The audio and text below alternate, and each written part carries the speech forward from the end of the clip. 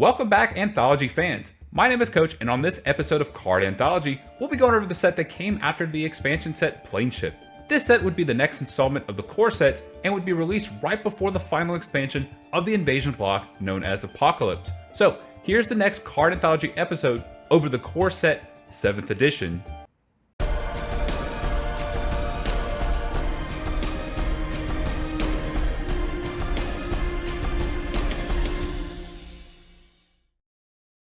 7th edition was released on April 11th of 2001 and was designed and developed by Randy Buehler, Charlie Catino, Michael Denai, Mike Elliott, Robert Gushera, William Jockish, along with Mark Rosewater, Henry Stern, and T. Wood Woodruff. Dana Knutson and Ron Spears would continue to play their roles as art directors for these Magic the Gathering sets. This set had 350 cards with 110 commons, 110 uncommons, 110 rares, and 20 basic lands, which was the same amount of cards as your typical expansion set that would start off a new block. 7th edition symbol was that of a stylized number 7 and were white border cards. This was also the first core set to include foil cards and were printed on black border cards. 7th edition would be the first set to replace one common card in a typical 15 card booster pack with one basic land card and release the last version of its 2-player set, along with containing 5 theme decks. The theme decks were the white colored Armada deck, the blue colored Bomber deck, the black colored Decay deck, the red colored Infestation deck, and the green colored Way Wild deck. 7th edition also had a generic storyline and had the flavor text of the cards narrate the events of a war between the different bands of people. That generic storyline would be the northern and southern bands of people led by the northern and southern paladin fighting against the rival powers of the east and west bands of the people led by the eastern and western paladin. There were a total of 4 true cycles and 1 vertical cycle in the 7th edition set. The first cycle was the Circle of Protections, which was started all the way back in limited edition alpha. These were common level white enchantments with 2 converted mana and prevent damage that came from a certain color. The cards were Circle of Protection White, Circle of Protection Blue, Circle of Protection Black, Circle of Protection Red, and Circle of Protection Green. The next cycle were the Diamonds, which were uncommon artifacts with 2 converted mana that came into play tapped and could be tapped to produce 1 mana of a certain color. The Diamonds were Charcoal Diamond, Fire Diamond, Marble Diamond, Moss Diamond, and Sky Diamond. The third cycle were the Lucky Charms, which were uncommon artifacts that had a triggered ability of allowing the controller to pay 1 mana to gain 1 life if a spell of a given color is resolved. The Lucky Charms were Ivory Cup, Crystal Rod, Throne of Bone, Iron Star, and Wooden Sphere.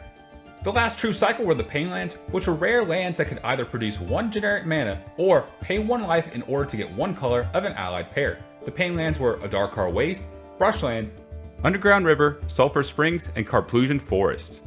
The vertical cycle was called the Super Tramplers, which is a cycle that has a card that is a common, an uncommon, and a rare, and shared the ability of dealing combat damage to a defending player as though if it weren't being blocked.